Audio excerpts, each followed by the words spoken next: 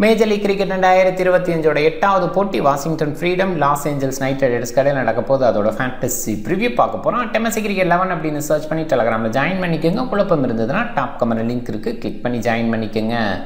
Major league investment leader board கொடுத்துருக்காங்க குபேர் ஆப்பில். கண்டிப்பாக பயன்படுத்துங்க இந்த சீரீஸுக்கு. அந்த இன்வெஸ்ட்மெண்ட் லீடர் போர்டு ஹெவி இன்வெஸ்டருக்கு நல்ல வாய்ப்பு.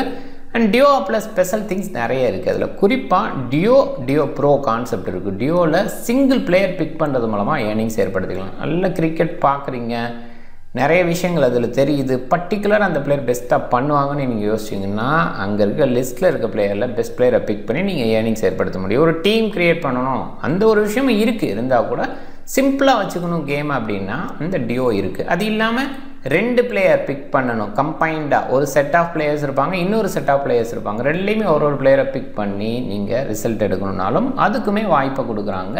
கண்டிப்பாக பயன்படுத்திங்க குபேரா ஃபேண்டசி. இனிமேல் இன்ஸ்டால் பண்ணலைன்னா டாப் கமெண்ட் லிங்க் இருக்குது, கிளிக் பண்ணி இன்ஸ்டால் பண்ணி என்னோடய ரெஃபரல் கூட பயன்படுத்த மறக்காதீங்க. கலிஃபோர்னியாவில் தான் இந்த போட்டி. மழைக்கான வாய்ப்பு இல்லை. ஜூன் 18 6:30 AM நம்மளோட டைம், அவங்களோட டைம் 6 PM மேட்ச் ஸ்டார்ட் ஆகுது. டோட்டலாக 7 போட்டிகள் இந்த சீசனில் நடந்த 7 போட்டிகளுமே இங்கே தான் நடந்திருக்கு. அதில் பேட்ஃபஸ்ட்டுக்கு 5 வின்னு, சேசிங்க்கு 2 வின்னு. நிறைய நேரங்களில் சேஸும் ப்ரிஃபர் பண்ணுறாங்க. ரன்ஸ் ஆன் த போர்டு வைக்கும்போது செகண்ட் ஆஃப் டஃப்பாக இருக்குது, அதுதான் நம்ம பார்த்துருக்கோம். பட் ஜென்ரலாக ட்ராப்பிங் ட்ராக்ஸ் இது கிரவுண்ட் பேஸில் ட்ராப்பிங் ட்ராக்ஸ் 2 ட்ராக்ஸை உள்ளே அனுப்பிச்சிருக்காங்க. அந்த 2 ட்ராக்கில் ஒரு ட்ராக்கு ஓரளவு ஸ்கோர் பண்ணுற மாதிரி இருக்குது, இன்னொரு ட்ராக் கொஞ்சம் டவுன் ஆகிருக்கு. சொல்லப்போனால் ஆரம்ப மேட்சஸ் பயங்கர பெல்டராக இருந்தது. முதல் போட்டியில் 269க்கு 5 அப்படிங்கிற அந்த ஸ்கோரை பதிவு பண்ணாங்க. அதுக்கப்புறம் கொஞ்சம் கொஞ்சமாக டவுன் ஆகிறத பார்க்குறோம். ஈவன் அடுத்தடுத்த போட்டிகளில் கொஞ்சம் ஸ்கோர் வந்ததுன்னா கூட போன சில போட்டிகளில் ஃபஸ்ட் ஆஃப் கொஞ்சம் பெட்டர், செகண்ட் ஹாஃபில் கொஞ்சம் டவுன் அப்படின்றத பார்க்குறோம். ஒரு ட்ராக் அந்த மாதிரி இருக்குது, இன்னொரு ட்ராக் இன்னுமே கொஞ்சம் பெட்டராக இருக்குது பேட்டிங்க்கு அப்படின்னு பார்க்குறோம். ஆன் டைமில் அந்த கிளாரிட்டி எடுத்துக்க முடியல. ஏன்னா ரொம்ப லேட்டாக தான் லைன் அவுட் கொடுக்குறாங்க அண்டு டெலிகாஸ்டும் லேட்டாக தான் ஸ்டார்ட் பண்ணுறாங்களோ அதை கிளாரிட்டி எடுத்துக்க முடியாது. பட் 2 டைப்பாக நீங்கள் ட்ரை பண்ணுறதுனா ட்ரை பண்ணுங்கள். என்னை பொறுத்த வரைக்கும் இந்த பர்டிகுலர் கிரவுண்டு ட்ராப்பிங் ட்ராக் அப்படின்னால பேட் ஃபஸ்ட்டு ப்ரிஃபரபிள். அடுத்தடுத்த போட்டிகள் இங்கே நடந்துட்டு இருக்கும்போது கண்டிப்பாக குறைவாக தான் இருக்கும், டவுன் ஆகும். நேற்றைய போட்டியில் சொல்லப்போனால் 60க்கு ஆல் அவுட் ஆகிட்டாங்க செகண்ட் ஆஃப் பேட் பண்ண டீமு. ஸோ ஃபர்ஸ்ட் ஆஃப் ஓரளவுக்கு ஸ்கோர் பண்ண முடியும், செகண்ட் ஆஃப் இனிமேல் டஃப்பாக தான் ஆக போகுதுன்னு நினைக்கிறேன். பார்த்துப்போம். இன்னும் கொஞ்சம் ரோல் பண்ணி வைப்பாங்க. அதில் கொஞ்சம் ஆரம்பத்தில் கொஞ்சம் பெட்டராக இருந்தாலும் போக போக டவுன் ஆகும். இங்கே 2 போட்டி விளையாண்டுருக்காங்க. வாஷிங்டன் ஃப்ரீடம் அதில் 1 வின்னு 1 லாஸு. அண்ட் இன்னொரு பக்கம் லாஸ் ஏஞ்சல்ஸ் ரொம்ப டவுனாக இருக்காங்க. அந்தளவுக்கு கிரேட் அவுட்புட் கொடுக்கல அண்டு சக்ஸஸ்ஃபுல்லாக 149 சேஸ் பண்ணியிருக்காங்க. ரீசன் நம்பர் இந்த பர்டிகுலர் கிரவுண்டில் தான். இந்த சீரியஸ் ஃபுல்லாகவே லிஸ்ட்டை பாருங்கள்.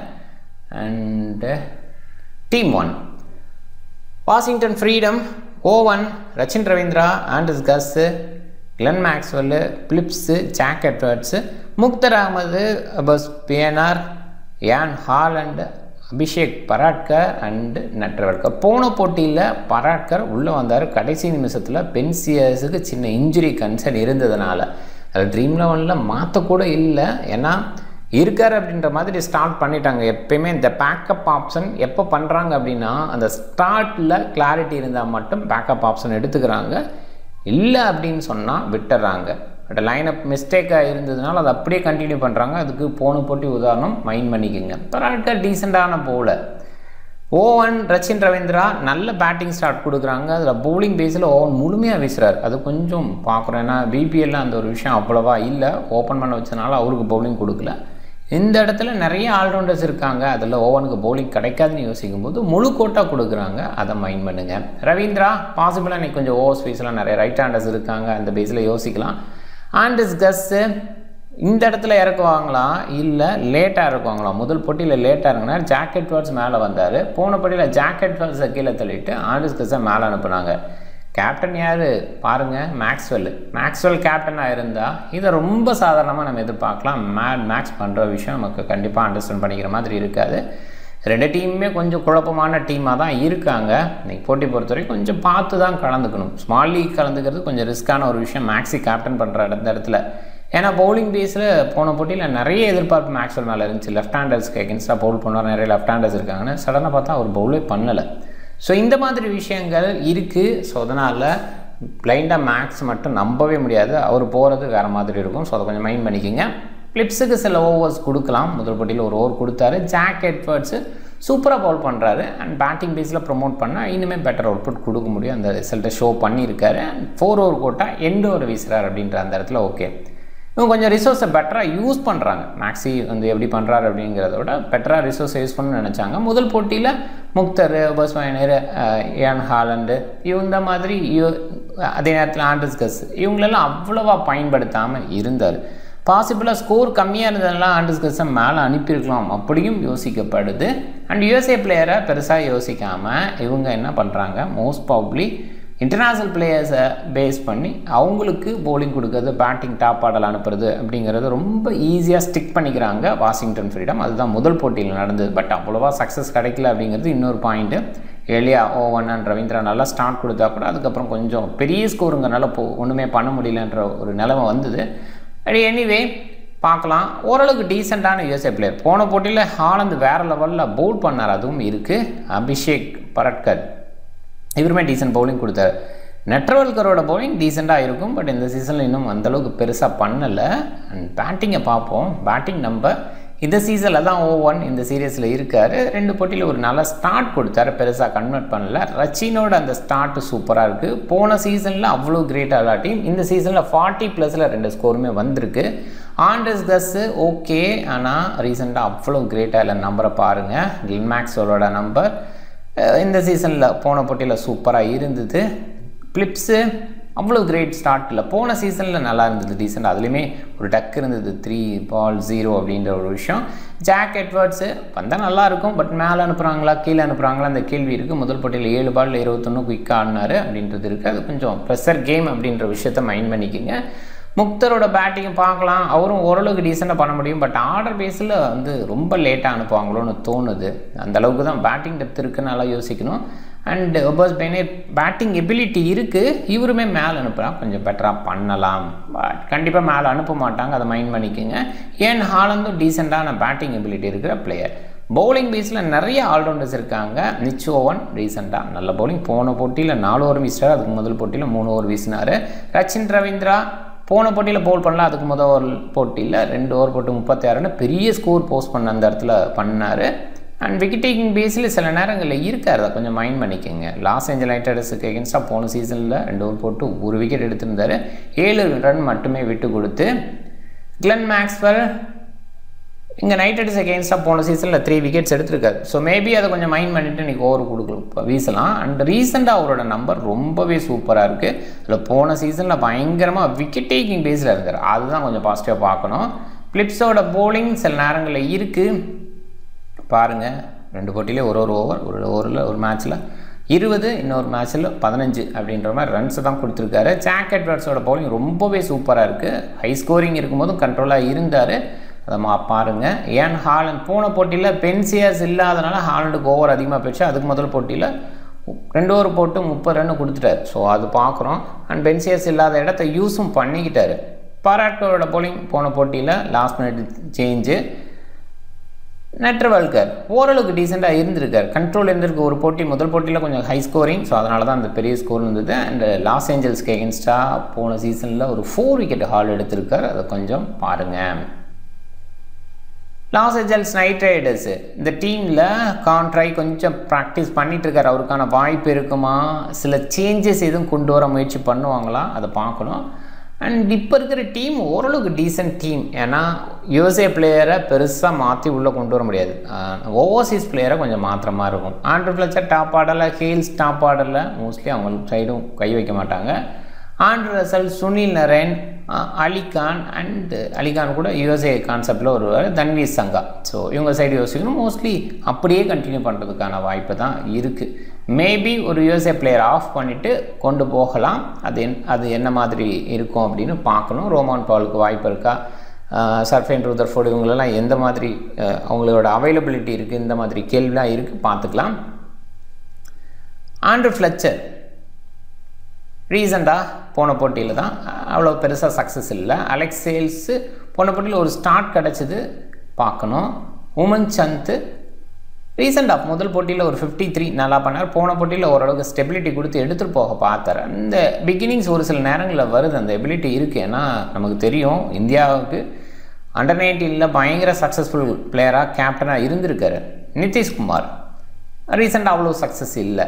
சைஃப் ஃபாதர் அந்தளவுக்கு இல்லை.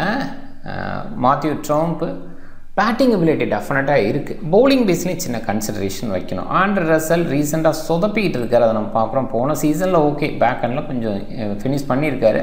பட் ஐபிஎல்லையும் தொடர்ந்து இப்போயும் சொதப்புறாரு அப்படிங்கிறத பார்க்குறோம். சுனில் நரைன் ரொம்ப லேட்டாக வராரு. மேபி டாப் ஆர்டர் வருவார்னு எதிர்பார்க்கப்பட்ட இடத்துல முதல் போட்டியிலேருந்தே லேட்டாக தான் வராரு.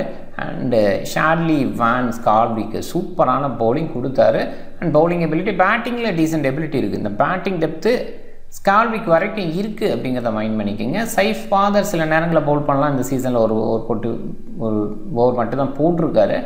அண்ட் ஆண்ட்ரே ரசல் விரும்புகிறார் பவுலிங் பண்ண. கொஞ்சம் ஹை எண்டில் ஸ்கோர்ஸ் போய் நிற்கிது. பேட் பண்ணி ஸ்கோர் இல்லை, பவுல் பண்ணி தான் அந்த ஸ்கோரை கொடுக்குறாரு. இருந்தாலும் அவருக்கு ஓவர் கொடுக்க தான் பார்க்குறாங்க. சுனில் நரைன் அவர் கண்ட்ரோலில் இருக்கிற மாதிரி இருக்குது. சுனில் நரைன் முழுமையாக ஓவர் போடுறாரு, ஒரு சில நேரங்களில் விக்கெட் எடுக்கிறாரு பார்க்குறோம். அண்டு ஷார்லி வான் ஸ்கால்விக்கு முதல் போட்டியில் 3 விக்கெட் எடுத்தது ஞாபகம் இருக்கும். போன போட்டியில் 3 ஓவர் கொடுத்தாங்க, 1 விக்கெட்டு. அலி கான் முதல் போட்டியில் நல்லா பண்ணார், போன போட்டியில் நல்லா பண்ணார், விக்கெட் இல்லாமல் இருந்துட்டார். தன்வி சங்காவோட பவுலிங் ரொம்பவே சூப்பராக இருக்கும். விக்கெட் டேக்கிங் போல் இந்த மாதிரி கொஞ்சம் யூஸ்ஃபுல் ட்ராக்ஸில் யூஸ்ஃபுல்லாக இருப்பார் அப்படின்னு நினைக்கிறேன். ரெண்டு டீமில் பார்க்கும்போது லாஸ் ஏஞ்சல்ஸ் அந்தளவுக்கு கான்ஃபிடென்ட்டோடு இல்லை. ஸோ அண்டு கொஞ்சம் ஸ்ட்ரென்த் வைஸும் பெரிய அளவில் இல்லை. வாஷிங்டன் ஃப்ரீடம் அந்த இடத்துல பெட்டராக இருக்காங்க. அதனால் வாஷிங்டன் ஃப்ரீடம் ஜெயிக்கிறதுக்கான வாய்ப்பு. பராக்கருக்கு பதிலாக இன்ஜுரியாக இருந்த சிஎஸ் உள்ளே வரலாம், இல்லை வேறு யாரும் அந்த இடத்துல வரதுக்கு வாய்ப்பு இருக்குது. யான் ஹாலண்ட் போன போட்டியில் நல்லா பண்ணார். ஸோ இந்த போட்டியில் கொஞ்சம் அதிகமாக பயன்படுத்தலாம். இல்லை ஒரு எக்ஸ்ட்ரா பவுலர் வரும்போது ஹாலண்டோட ஓவர் குறைஞ்சாலும் ஆச்சரியப்படுறதுக்கு இல்லை. அண்ட் நியூ பாலில் நெட்ரவல்கர் ஸ்டார்ட் பண்ணார். ஜாக் எட்வர்ட்ஸும் நியூ பாலில் பண்ண முடியும். அண்ட் பவர் பிளேயில் மோஸ்ட்லி வீசுவார் அப்படின்னு எதிர்பார்க்கலாம். அண்ட் நிறைய ரைட் ஹேண்டர்ஸ் இருக்கலாம். ரச்சின் ரவீந்திராவோட பவுலிங் இருக்க வாய்ப்பு இருக்குது. ஸோ கொஞ்சம் ஸ்லோவாக இருக்குது, டவுனாக இருக்குது அப்படின்ற இடத்துல அந்த இது விஷயம் இருக்கலாம்.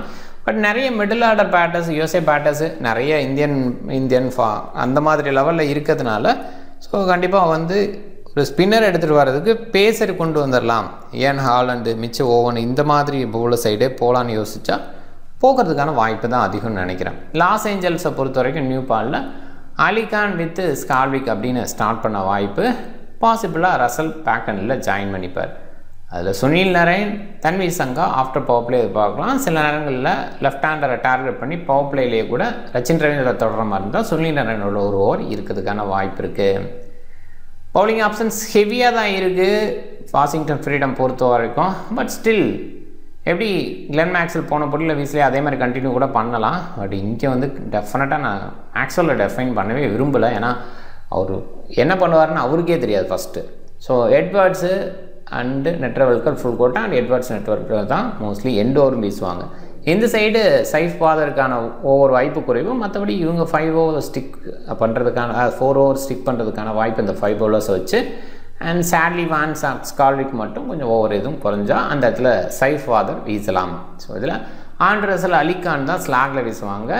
இதில் இது வரைக்கும் வாஷிங்டன் ஃப்ரீடம் தான் ஜெயிச்சிருக்காங்க. லாஸ் ஏஞ்சல்ஸ் ஜெயித்தது இல்லை. இந்த 2 டீம் கிடையில மோதல்ல வாஷிங்டன் ஃப்ரீடம் போன போட்டியில் ஜெயிச்சிருக்காங்க. அதுக்கு முன்னாடி போட்டியில் 269 விட்டு கொடுத்து 146 தான் அடிக்க முடிஞ்சுது. ஸோ அதுதான் பார்க்குறோம். அண்ட் 146 டார்கெட் அடுத்த போட்டியில் அதில் 149 அடித்து எளிதாக ஜெயிச்சிட்டாங்க. ஸோ அதையும் பார்க்கணும். அண்டு ரீசெண்டாக வாஷிங்டன் ஃப்ரீடம் ஓரளவுக்கு நல்லா தான் விளையாண்டுருக்காங்க. லாஸ் ஏஞ்சல்ஸ் நைட் ரைடர்ஸ் கொஞ்சம் ஃபெயிலியர் டீமாக இது வரைக்கும் இருந்திருக்காங்க. எம்எல்சியை பொறுத்த வரைக்கும் லாஸ்ட் 5 போட்டியில் ஒரு போட்டியில் தான் ஜெயிச்சிருக்காங்க எகென்ஸ்ட் சியட்டில் ஆர்கர்ஸ். சியட்டில் ஆர்கர்ஸை பார்த்திங்கன்னா தொடர்ந்து தோல்விகளை அதை மட்டுமே சந்திக்கிறாங்க. போன சீசன்லேயே 5 போட்டி தொடர்ந்து தோல்வி, இந்த சீசன்லேயே 2 போட்டி தொடர்ந்து தோல்வி. ஸோ அப்படி தான் இருக்குது. ஸோ 7 போட்டியை தொடர்ந்து தோத்துட்ருக்காங்க. அந்த டீமை தான் ஜெயிச்சிருக்காங்க லாஸ் ஏஞ்சல்ஸ் நைட் ரைடர்ஸ். ரீசெண்டானு பார்க்கும்போது இந்த 2 டீம் கடையில் இருக்கும்போது வாஷிங்டன் ஃப்ரீடம் தான் ஜெயிச்சிருக்காங்க. ஒன் செகண்ட் வாஷிங்டன் ஃப்ரீடம் ஜெயிக்கிறதுக்கான வாய்ப்பு அதிகம். டாப் 14ஓட மைண்டில் இந்த 2 டீமுமே லைனில் இருந்தால் பிக் பேஸ் இல்லை. ஆன் டிஸ்கஸ் பாசிபிளாக நம்பர் 3 இருந்தால் கண்டினியூ பண்ண வேண்டியதுதான். ஆனால் எந்த இடத்துல இருப்பாருங்கிறது கேள்வி. மாற்றி ட்ரோம் பாசிபிளாக பவுல் பண்ணுறதுக்கு வாய்ப்பு இருக்குது. அண்ட் பேட்டிங் பேஸ்லேயும் ப்ரொமோட் பண்ணுறாங்க. அந்த வகையில் கன்சிடர் பண்ணலாம். தன்வி சங்கா சூப்பர் பவுலர், நல்ல பவுலிங் எபிலிட்டி இருக்குது. நெட்ரவல்கர் எண்டோவரில் வீச வாய்ப்பு. நியூ பாலில் ஸ்விங் எதுவும் கிடைக்குது, கொஞ்சம் ஜோஸ் இருக்குது, கொஞ்சம் ரோல் பண்ணியிருந்தாங்கன்னா அந்த ஜோஸ் இருக்கும், அந்த மாதிரி இடத்துல யூஸ் பண்ணிக்கலாம். ஓவன், ரவீந்திரா அண்ட் சுனில் நரைன் நிறைய பேர் கேப்டனாக ட்ரை பண்ணியிருக்காங்க. என்னை பொறுத்த வரைக்கும் ரவீந்திரா ஓகே தான். சுனில் நரேன் அவ்வளோ ஓகேன்னு சொல்ல முடியாது, ரொம்ப லேட்டாக வரார். பவுலிங் பேஸில் சில நேரங்களில் பெரிய எக்ஸைட்மெண்ட்டை க்ரியேட் பண்ணாதான் உண்டு. ஆனால் மிச்சர் ஓவன் நல்ல சாய்ஸ், ஓப்பன் பண்ணுறாரு 4 ஓவரும் வீச முடிக்குது அப்படிங்கிற மாதிரி இருந்தால் கண்டிப்பாக கன்சிடரபிள் தான். அந்த மாதிரி தான் இருந்திருக்கு. Hales, Jack Edwards and Andrew ரசலை கன்சிடர் பண்ணலாம். ஜாக் எட்வர்ட்ஸ் பாசிபிளாக ஒன் டவுன் வரதுக்கு வாய்ப்பு இருக்கும். கொஞ்சம் பெரிய ஸ்கோர் இருந்தால் ஜாக் எட்வர்ட்ஸை ப்ரமோட் பண்ணலாம். அந்த மாதிரி இடத்துல யோசிச்சோன்னா ஜாக் எட்வர்ட்ஸை கேப்டனாக ட்ரை பண்ணலாம். கொஞ்சம் ரிஸ்க் தான். அண்ட் ஆண்ட்ரூ ரசலும் ஃபஸ்ட் பேட் பண்ணுற மாதிரி இருந்தால் பேட்டிங்கில் குயிக்காக வந்து ஒரு இடத்துல ஃபினிஷ் பண்ணுவார். ஸோ அந்த பாயிண்ட்டு ப்ளஸ்ஸு பவுலிங்கில் பேக் எண்டில் செகண்ட் ஹாஃபில் கொஞ்சம் ஸ்லோ டவுன் ஆகும். ஸோ அப்போ அந்த இடத்துல ஆண்ட்ரூ ரசலை கேப்டனாக ட்ரை பண்ணலாம்.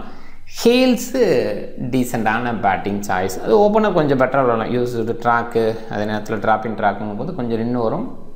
ஓப்பனர்ஸ் கொஞ்சம் பெட்டராக விளையாடலாம், பார்த்துக்கலாம். விக்கெட் கீப்பர் முன்சன் பாசிபிளாக விக்கெட் கீப்பிங் ஆப்ஷனும் அவர் தான் இருப்பார். ஆண்டர்ஸ்கஸ் ஒன் டவுன் ஸ்டேஜ்னால் கன்ஃபார்மாக எடுத்துக்கலாம். பட் அவர் எந்த இடங்கிறது தான் கேள்வியாக இருக்குது. ஸோ இப்போதைக்கு முன்சந்த் எடுத்துக்கலாம். ஃப்ளெச்சர் இன் அண்ட் அவுட் பர்ஃபார்மன்ஸும் கொடுப்பாரு. ஒரு சில போட்டிகளை பெரிய இன்னிங்ஸாக பில்ட் பண்ண முடியும். அந்த மாதிரி நீங்கள் ரிஸ்க் எடுக்கணும்னு நினச்சா அவரை பிக் பண்ணிக்கலாம். பேட்டிங் பேஸில் மேக்ஸிமம் பேட்டிங் பேஸில் கண்டிப்பாக வந்து உள்ளே வருவார். குயிக் ஆடணுங்கிற இடத்துல பெக் சக்ஸஸ் கொடுப்பார். கேச்சிங் பொசிஷன் நிற்பார். இந்த மாதிரி விஷயத்தை யோசித்து எடுத்துக்கலாம். Hales decent choice and Owen, Narine, Ravindra, Russell, Edwards, ஸ்கால்விக்க ஒரு சில டீம்ஸில். ஹாலண்ட் போன போட்டியில் நல்லா பண்ணார். அந்த மாதிரி இடத்துல யோசிக்கலாம். பட் பவுலிங் பேஸில் எவ்வளோ கொடுப்பாங்கிற இடத்துல கேள்வி தான். தன்வீர் சங்கா நல்ல சாய்ஸு. நெட்ரவல்கர் ஒருவேளை ஃபஸ்ட் பவுல் பண்ணுற மாதிரி இருந்தால் அலிகான் வந்து நல்ல சாய்ஸு. இல்லைன்னா ட்ரோம்பை வந்து கொஞ்சம் ட்ரை பண்ணலாம். நல்ல சாய்ஸை நான் பார்க்குறேன். வேறு சேஞ்ச் இருக்கா? போன போட்டி பராட்கர் எடுத்து வந்த மாதிரி இந்த போட்டியில் ஏதாவது சேஞ்ச் இருந்தால் அப்போ வந்து ஆன் டைமில் பார்த்துக்கலாம். அண்டு இப்போ கேப்டன் அப்படின்னு பார்க்கும்போது Owen, vice captain Jack Edwards இப்போதைக்கு ஆன் டைமில் பேட் ஃபஸ்ட் பவுல் ஃபஸ்ட் பேசி அதுக்கு தகுந்த மாதிரி நம்ம டீம் செட் பண்ணிக்கலாம். டீம் பாருங்கள். விக்கெட் கீப்பர் உமன் சங் மட்டும் எடுத்திருக்கேன். மற்ற ஆப்ஷன்ஸ்லாம் பாருங்கள். ஓவன், ஜாக் எட்வர்ட்ஸ் கொஞ்சம் மாற்றி யோசிக்கிறாப்புல இருந்தால் ரசலை கொஞ்சம் யோசிக்கலாம். கொஞ்சம் ரிஸ்க்கு தான். ரவீந்திராவை யோசிக்கலாம். அதுவுமே ரிஸ்க்கு தான். ஏன்னா பவுலிங் டேஸில் பெருசாக இருக்குமா அப்படின்றது பார்க்கணும். அந்த ட்ராப்பிங் ட்ராக்கில் நம்பிலாம் போக முடியாது. அதில் 2 டைப் ஆஃப் ட்ராக் இருக்குது. ஒரு ட்ராக்கில் கொஞ்சம் டவுன் ஆகிற ஸ்கோர் தான் இருக்குது. ஸோ அதையுமே நம்ம பார்க்க வேண்டியது இருக்குது. ஸோ அதெல்லாம் யோசித்து அதுக்கு மாதிரி டீம் எடுக்கணும். கொஞ்சம் பவுலர் பேஸில் போகிறது கூட ஓகேவான சாய்ஸை தான் பார்க்குறேன். நீங்கள் டிஃப்ரெண்ட் டீமை ட்ரை பண்ணுங்கள். அந்த வீடியோ பிடிச்சிருந்தால் லைக் பண்ணுங்கள். உங்கள் ஃப்ரெண்ட்ஸுங்களுக்கு ஷேர் பண்ணுங்கள். சேனலை சப்ஸ்கிரைப் பண்ண மறக்காதீங்க. மிக்க நன்றி.